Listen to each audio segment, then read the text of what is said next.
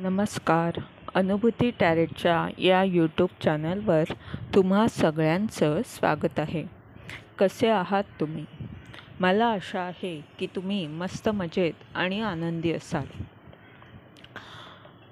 स्वामी मकरंदनाथांच्या मार्गदर्शनाखाली तुम्हाला जर ध्यान करायचं असेल तर त्याची लिंक डिस्क्रिप्शन बॉक्समध्ये शेअर केलेली आहे. आज आपण मिथुन राशीचं रीडिंग करणार आहोत.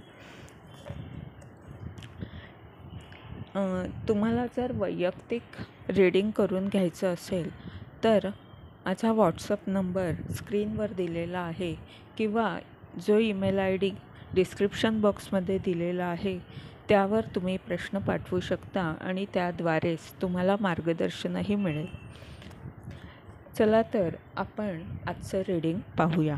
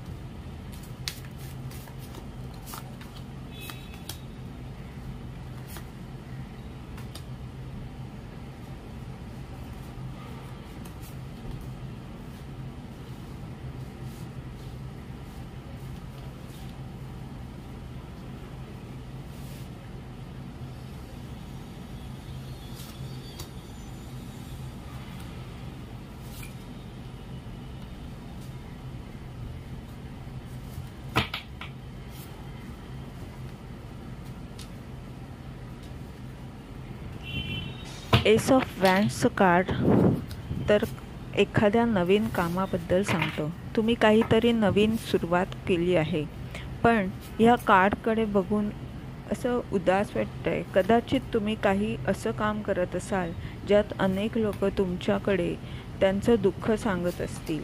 तुम्ही एखादे डॉक्टर किंवा हिलर असाल किंवा असंही असू शकतं की तुम्ही तुमच्या अंतर्ज्ञानाने त्यांच्या वेदना दुःख समजू शकता. ह्या कामात तुम्ही पारंगत होत आहात. त्या कामातली समज तुमची वाढत आहे आणि तुमचं जे स्वप्न होतं ते पूर्ण झालं आहे. किंवा आपण असंही सांगू शकतो की तुम्ही जे काही करत आहात त्यात तुम्हाला यश मिळत आहे. तुमचं स्वप्न पूर्ण होत आहे, पण बाकीची माणसं त्यांच्या विचाराने तुमच्या प्रगतीत अडचणी आणण्याचा प्रयत्न करत आहेत. कारण या कार्डमध्ये बांधलेल्या अवस्थेत एक मुलगी दिसते आणि शेवटच्या कार्डमध्ये कावळा ओरडताना दिसतोय. नकारात्मक विचार प्रयत्न करत आहेत की तुम्ही पुढे जाऊ नये. पण या रीडिंगच्या मध्यभागी queen of pentacles, page of wands, 9 of wands and the एम्पररचं कार्ड आलं आहे. याचा अर्थ तुम्ही या नकारात्मक विचारांवर विजय मिळवलेला आहे. तुम्ही तुमच्या कामावर पूर्णपणे लक्ष देत आहात. तुमच्यातल्या कमतरता, चांगली बाजू समजून घेऊन तुम्ही तुमच्या कामात अजून चांगलं कसं करता येईल यासाठी प्रयत्न करीत आहात. तुम्ही लोकांकडे पूर्णपणे पाठ फिरवली आहे. तुम्हाला नवनवीन कल्पना सुचत आहेत. वेगवेगळ्या योजना तुम्ही आखत आहात. तुम्ही इतक्या वेगाने पुढे जात आहात की तुम्हाला आता अनुभवाने अनेक गोष्टी खूप सहज जमत आहेत. तुम्ही तुमची स्वतंत्र ओळख निर्माण करत आहात.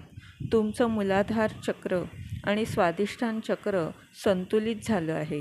त्यामुळे स्थिरता आली आहे आणि तुमच्या कल्पना शक्तीने तुम्ही तुमच्या कामात निपुण होत आहात. मार्गदर्शनासाठी आपण 3 कार्ड्स काढली आहेत. पहिलं कार्ड सांगतंय की तुम्ही तुमचा साधेपणा जपा. लोकांना त्यांचे डावपेच खेळू द्या. त्यांना जेवढी नजर ठेवायची आहे त्यांना ठेवू द्या. पुढचं कार्ड रिव्हर्स आलं आहे प्रोजेक्शनचं. ते कार्ड सांगतं आहे की सत्य वास्तव हे तसंच राहणार आहे, कोणी कितीही प्रयत्न केले तरी.